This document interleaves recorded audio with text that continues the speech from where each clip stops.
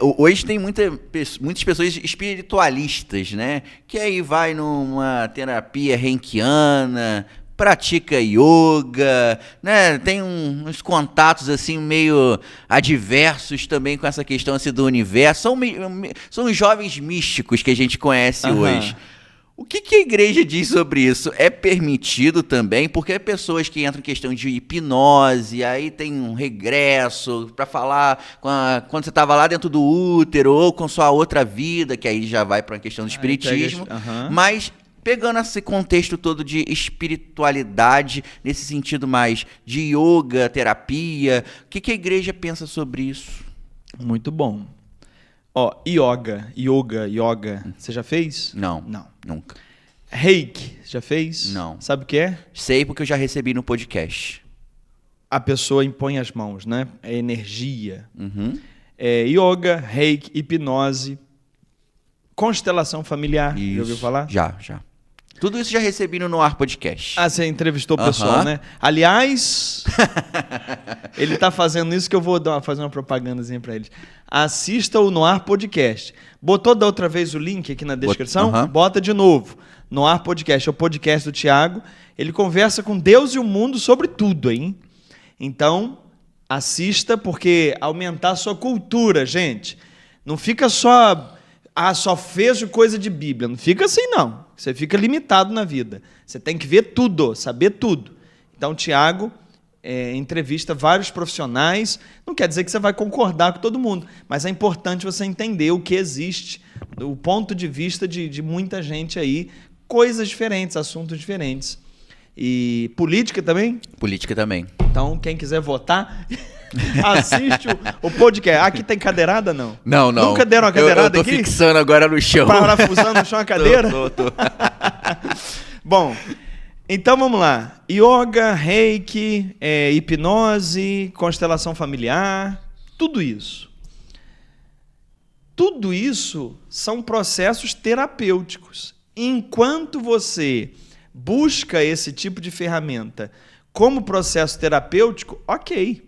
Não tem impedimento nenhum do católico fazer yoga, do católico fazer reiki. Eu conheço uma freira, inclusive, que é mestre reiki. Interessante. Então, não tem problema nenhum fazer hipnose. Agora, a partir do momento que você começa a misturar, eu estou fazendo reiki com um cara que é hindu. Então, antes do reiki, a gente tem uma sessão de culto aos deuses hindu. Aí complicou. Porque você pegou uma ferramenta que é terapêutica para misturar com religião. Agora, se você vai em um profissional neutro com relação à religião, pode fazer a prática sem problema nenhum. Faz o reiki, faz a hipnose, faz o que você quiser fazer, enquanto processo terapêutico. Pronto. Agora, se eu for fazer constelação familiar, e aí eu tenho que ver, porque eu estou recebendo maldições dos meus antepassados, que eles vão passando maldições, eu tenho que limpar as maldições. Maldição de quê, meu filho? Toda maldição foi levada na cruz. Não tem maldição de antepassado nenhum. Não tem. Não é da Igreja Católica isso. Então, para que serve a constelação familiar? Não tem maldição, mas tem heranças emocionais, aprendizados, coisas que eu aprendi com minha avó, que eu faço e que não é bom hoje, eu tenho que cortar esse aprendizado. Eu tenho situações emocionais de traumas do meu pai que eu assumi para mim, eu aprendi com ele na convivência a ter esse trauma. Então, se a constelação familiar for algo para tratar questões emocionais, questões psicológicas, traumas, maravilha, ferramenta boa, ajuda muita gente. Agora, quando entra com questões espirituais, pode parar, porque aí já mexeu num campo que não é dele. Sim. Aqui, inclusive, no podcast eu recebi um hipnólogo católico também. Eu também sou. Você é hipnólogo também? Eu dou cursos de hipnose. Nunca atendi. Você atende uma vez ou outra individualmente, eu não gosto muito. Eu gosto do palco, eu gosto de aparecer, sabe? Não gosto de ficar atendendo individual, não. Mas dou curso de hipnose, inclusive, que já legal. Dando um furo aqui, Olha, furo. Que legal, hein? Break news. Breaking news. alunos da Bíblia Mais, atenção, você que é aluno da Bíblia Mais, agora, finalzinho de novembro, já vai entrar no ar um curso novo da Bíblia Mais. É um curso de final de ano com hipnose. Para que eu falar de hipnose num curso de Bíblia? Para você não cair na conversa fiada de quem usa hipnose para te levar para qualquer lugar e arrancar teu dinheiro, cara. O que mais tem, Tiago, é gente aí engravatada usando hipnose para arrancar dinheiro das pessoas. Então faz uma cerimônia com uma música, um tom de voz e uma vibração, aí a pessoa vai dar aquele dinheiro. Processo hipnótico. Então você vai estudar hipnose comigo para abrir tua cabeça. Não é para você fazer hipnose com ninguém, não. É para você entender como funciona o cérebro e não cair na maracutaia de quem usa essas ferramentas para tomar teu dinheiro, cara.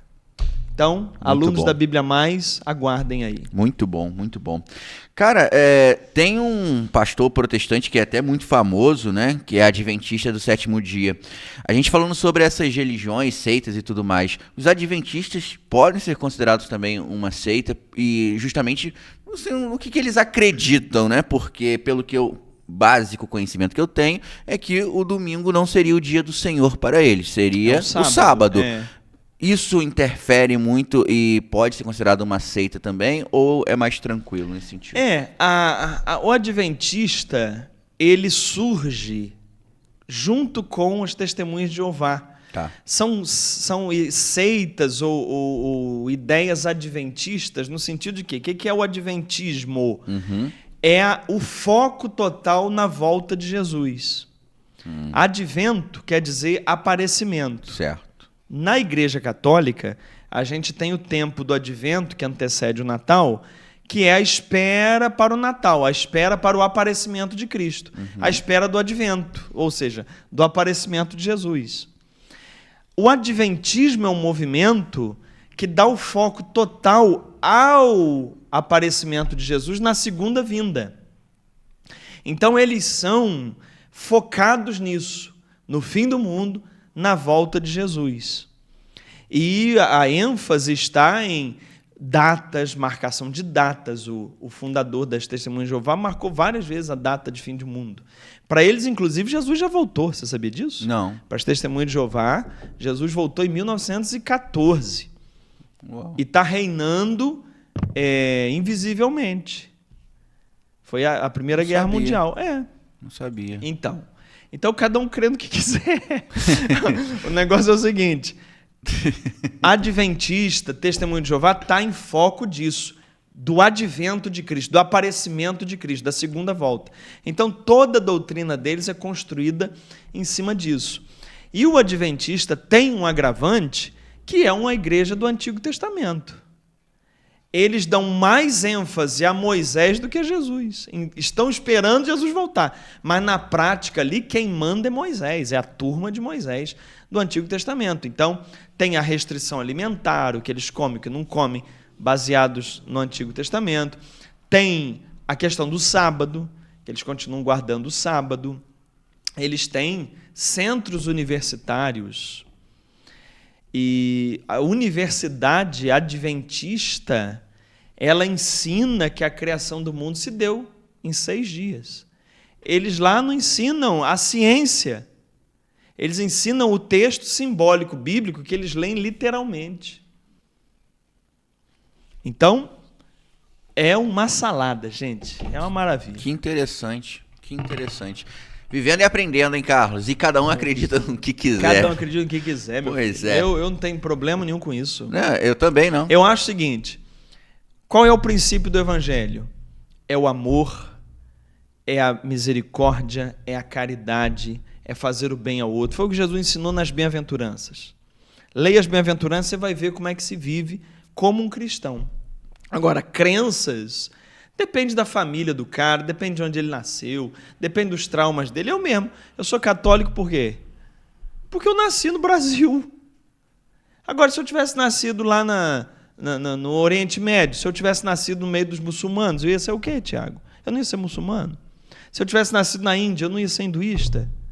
Como é que eu vou julgar o outro pela religião dele? É verdade. E se você está chegando até agora nesse podcast aqui e ainda não deixou o seu curtir, o seu gostei, o seu joinha, essa é a hora. Não fica com o coração duro de pedra, coloque um coração de carne, Isso. né? Não é? E deixe seu gostei aqui nessa Thiago, transmissão. eu acho que vai ser pastor Ah. e vai usar hipnose. Não vou não. No máximo aí um coordenador de grupo de oração. Ah, muito bem. Mas agora chegou a hora da gente responder as perguntas dos católicos que estão assistindo os nossos até episódios. Agora não tô respondendo pergunta, não? Não, é minha. A pergunta é que isso é tudo minha. aí é da sua cabeça? Mais ou menos. Rapaz. Não, mas muitos é. Ele muito deve ficar é. a semana Boa inteira. parte. O que eu vou ferrar o Carlos? Aí ele fica assim, né? Não, Thalia? Thalia fica nervosa. Thalia fica nervosa.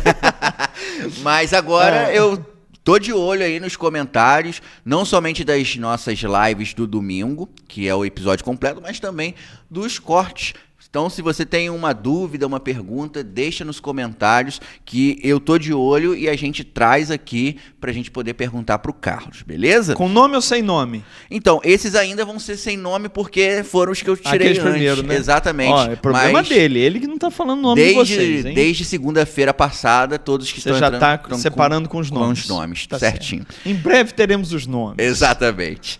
Carlos, como que eu consigo esquecer uma pessoa que já perdoei, mas meu coração eu sinto que não? Me dê uma luz, quero perdoar e ficar perdoado e dormir em paz. Bom, aí ele tem que fazer terapia. Porque isso aí que ele está falando, como é que eu esqueço, isso é processo terapêutico. Perdoar não tem nada a ver com esquecer. Perdoar tem a ver com você desistir de fazer o mal à pessoa. Perdoar tem a ver com você desistir de vingança. Desistiu disso? Você perdoou. Agora, eu não esqueço. Aí você tem que fazer terapia. Por quê? Aí vem a hipnose ajuda a gente a entender essas coisas. A programação neurolinguística ajuda a gente a entender. O cérebro grava com duas maneiras. Ou é por repetição, por isso que eu falo sempre, a repetição é a mãe da aprendizagem, ou por emoção. Quando você tem uma emoção muito forte associada a um evento, aquilo grava. A emoção é a cola da memória. Então, a pessoa que tem uma experiência, como deve ser o caso dessa pessoa, uma experiência muito negativa com alguém que teve uma forte carga emocional, é difícil esquecer. Não esquece. E não quer dizer que não tenha perdoado. Veja, eu não tenho vontade de vingança, eu não tenho vontade de nada, mas eu não esqueço. Ok, você perdoou. O seu problema é esquecimento. Porque o seu problema é emocional. Tem uma emoção forte atrelada a essa lembrança e essa emoção gruda isso na memória. Por isso que a emoção é a cola da memória. Aí eu recomendo que você faça um processo terapêutico, que você trabalhe terapeuticamente a limpeza dessa emoção. Aí volta o que a gente falou antes. Tem hipnose para isso. Tem reiki, eu não sei se trabalha isso. Sinceramente, eu não sei. Mas pode ser uma terapia com um psicólogo. Aí você vai para um processo psicológico para tratar essas emoções. Boa tarde, estou aprendendo muito com as suas aulas. Gostaria de saber, na época de Jesus, quem celebrava ou abençoava os casamentos. Não eram os rabinos? Não tinha casamento religioso no tempo de Jesus. Não tinha bênção sobre casamento. O casamento na época bíblica era assim: Tiago conheceu Thalia, vocês se gostaram? Vão ficar juntos? Vão. Casou. Faz uma festa, chama todo mundo, que os convidados levem o vinho, e aí pronto, está feito o casamento. Não tinha casamento religioso. Inclusive, não tinha casamento religioso nos primeiros 300 anos da Igreja Católica. Depois do ano 300 e alguma coisa, é que começam a ter as cerimônias religiosas de casamento, que começam a ser feitas na porta da igreja, porque era público. Então se fazia na porta da igreja. Depois colocaram para dentro, mas antes se fazia ali. Que bacana. Muito bom todos os conhecimentos. Gratidão. O Tiago ele falou do céu. é um tema muito bom. Sou catequista e as crianças querem saber melhor o que é o céu. Muito obrigado. Um abraço. E aí, Tiago, o que é o céu? Você já esteve lá? Não, ainda não. Eu também não fui. Espero ir. Espero também. Um dia. Eu acho que a melhor definição de céu, Paulo é que dá. Na carta dele aos Coríntios.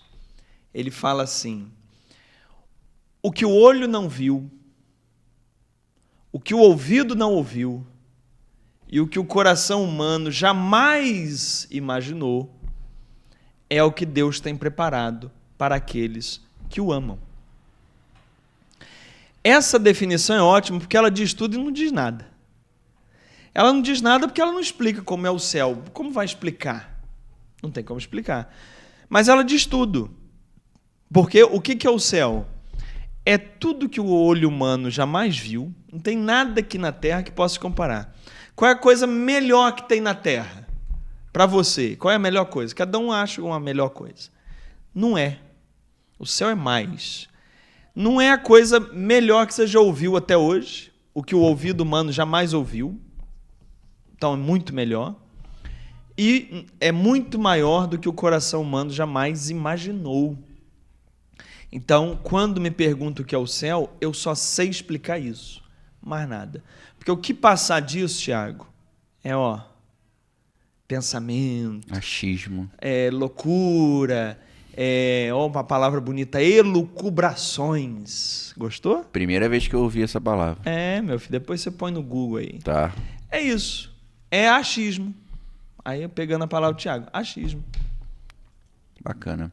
Carlos, obrigado por esse podcast. Tá muito bom as aulas. Aí, Tiago, você tá demais. Poderia falar mais sobre o purgatório? Está na Bíblia? Professor, você falou que o purgatório não é para o perdão do pecado, é um momento de desapego. Então por que rezamos pelas almas do purgatório? Se não depende das minhas orações, se sim do desapego delas, e reorganização internas delas. Pois é, rapaz. É que o pessoal pensa, Tiago, que oração é uma palavra mágica. Uhum. Então eu tenho que falar essa palavra aqui para ter um efeito lá. Tá. Mas já que depende delas, então não adianta eu orar. É mais ou menos assim que o pessoal pensa. Uhum. Bom, Tiago, você durante sua vida tem algumas questões que dependem de você. Uhum. Depende de você fazer. Mas se eu chegar e falar, Tiago, isso aqui depende de você, mas eu estou contigo, não desanima não, que eu estou com você, isso te ajuda ou te atrapalha? Ajuda. Ajuda. A oração pelos mortos é um pouco isso também. É eu dizer para as pessoas que estão no purgatório, olha, eu não esqueci de você, eu te amo, eu estou contigo, eu lembro de você, eu estou com você, faz o seu processo de limpeza, mas eu estou junto. Entende o que é caridade? O que é amor ao próximo? Por isso que a gente faz oração. Para que diga para eles, olha, eu estou junto com você, vamos embora, eu me lembro de você, você é importante para mim. Então, eu acho que está respondida a questão que ele colocou. Agora, a primeira que ele falou é se o purgatório está na Bíblia. Está na Bíblia. Né? Não está na Bíblia. Pode ler a Bíblia todinha, não vai encontrar essa palavra na Bíblia, purgatório. Mas então eu não acredito. Bom, você acredita na Bíblia? Também não está a palavra Bíblia na Bíblia. Então, veja, para a Igreja Católica, a Bíblia é uma parte. A outra parte é a tradição da igreja. Então, se você é protestante, você tem que ficar falando, está na Bíblia, só aceito o que está na Bíblia. Embora nem seja tanto assim, enfim. Mas tá bom, está na Bíblia. Agora, se você é católico, está na Bíblia e está na igreja, está na tradição da igreja, está na Bíblia, o católico vai com os dois. Porque se não for assim, nem a palavra Bíblia você pode usar, porque não tem a palavra Bíblia na Bíblia. Perfeito. Tá? Perfeito. Sobre o batismo, por que exigir que o casal se case para batizar os filhos, sendo que o batismo é para o filho e não para o pai e nem para a mãe? Mas não tem essa exigência. Se tem algum lugar fazendo essa exigência, é exigência particular do lugar. Da Diocese de Xangai. Mas o pai e a mãe não tem que estar casado. Não precisa nem ter pai nem mãe, não precisa nada. Precisa ter a criança para batizar. Então não tem, atenção, não tem essas regras. Quer ver uma que me passaram outro dia? Vamos ver a Essa nova. é polêmica, hein? Vamos ver a nova. Essa é polêmica. Numa cidade aí, me mandaram no WhatsApp. Numa cidade aí, acho que é lá em Marte. Ah, tá. Xangai tá muito perto. Xangai tá perto. O padre se recusou a celebrar o casamento, porque um dos padrinhos é gay. Polêmica. Padrinho do casamento. Então o padre se recusou e a família, muito frequentadora da igreja desse padre, teve que chamar um padre de fora para celebrar. Porque o padre se recusou a celebrar o casamento, cujo padrinho era gay. Tá bom. Isso está certo? Isso é uma questão do padre. Porque a igreja não põe nenhum critério para padrinho de casamento. Primeiro que não chama de padrinho, chama de testemunha. A única coisa que tem que ser é a testemunha estar presente, maior de idade, para testemunhar que houve aquela cerimônia. É só isso. Não é para ser exemplo de nada, não é para professorar ninguém. Não, é só para ser uma testemunha. Tem que ser humano, tem que ser maior de idade e tem que estar presente. É isso. Se o cara é gay, se o cara é budista, se o cara é ateu, não interessa. Testemunha de casamento é isso. Então, olha, Tiago, é criação de regra em cima de regra para marcar regra, que é um horror. Por isso que a gente tem que sempre pensar, a Igreja Católica, oficialmente, ensina o quê? É muito mais simples do que vocês pensam. É verdade. Essa pergunta aqui, eu vejo que dá um podcast, mas eu acho interessante trazer aqui, ó. Eu sempre achei que a história de Jó realmente tinha acontecido. Poderia explicar sobre o livro de Jó e como identificar que ele é simbólico? Obrigado. Primeira coisa, o Antigo Testamento está dividido. Livros Pentateuco, os 5 primeiros livros, livros históricos, aí depois vem os livros sapienciais. São 7 na Bíblia Católica. Os livros sapienciais não estão dentro dos livros históricos. Estão dentro dos livros sapienciais, que são livros de poesia. Jó está lá. Um dos 7 livros sapienciais é Jó. Então, de cara, já está dizendo, não é um livro histórico. É um livro sapiencial.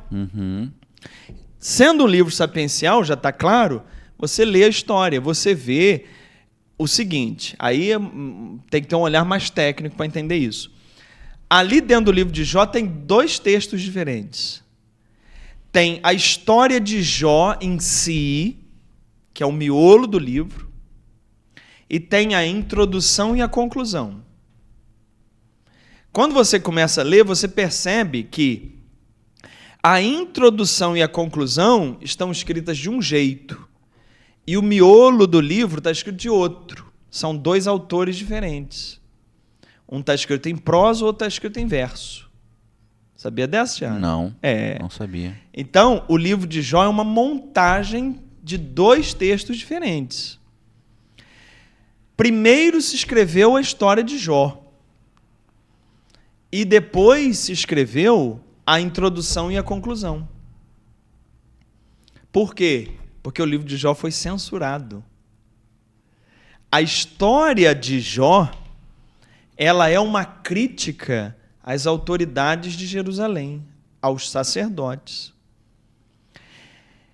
Para que esse livro não ficasse crítico contra as autoridades de Jerusalém, as autoridades, os sacerdotes de Jerusalém, escreveram a introdução e a conclusão que mudam o sentido da história.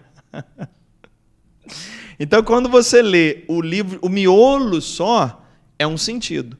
Mas quando você lê a introdução e a conclusão, mudou. Entende? Quando você vai recontar uma história que você põe alguma coisa a mais assim, para mudar, foi isso que foi feito.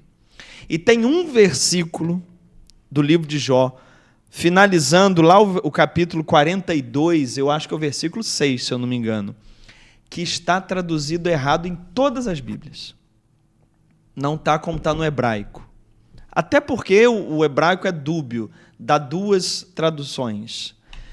Mas, a depender da tradução de Jó 42:6, eu acho que é Jó 42:6, a depender de como esteja traduzido, a história muda completamente. Só que aí, isso aí, meu filho, dá uma aula.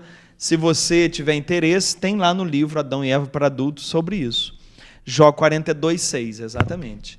Esse versículo é o mais importante do livro de Jó.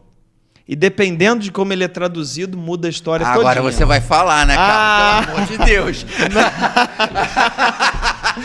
Não vou falar. Não vou falar. Deixa para Adão e Eva para Adultos. Aqueles que estão fazendo o curso Adão e Eva para Adultos vai saber. A história é muito longa. Isso aqui dá uma conversa de 1 hora. É por isso que eu falei, daria um podcast só sobre Exatamente. isso, né? Muito bom. Gostaria de saber por que o demônio só começou a aparecer no Novo Testamento. Muito bem, porque antes... Vai de Você já sabe o que eu vou falando, já. Antes, Deus era tão mau que nem precisa de demônio. Porque o Deus visto no Antigo Testamento, por exemplo, lê Ezequiel, lê Levítico, lê Números. Tem uma passagem em Números que Deus fala que o povo vai comer a carne dos próprios filhos. Pai vai comer a carne do filho, mãe vai comer a carne da filha. Você já pensou que brutalidade? Então, a visão do Antigo Testamento é que Deus faz o bem e faz o mal. Isaías tem Isaías 42 diz isso. Deus faz tanto o bem quanto faz o mal. Aí, quando vai avançando o entendimento e Jesus vem mostrar que Deus é bom, Deus é amor, Deus não faz o mal, então se entendeu que há agentes maus. Pessoas, seres, anjos, seres humanos, que, criados bons por Deus, escolheram o caminho do mal.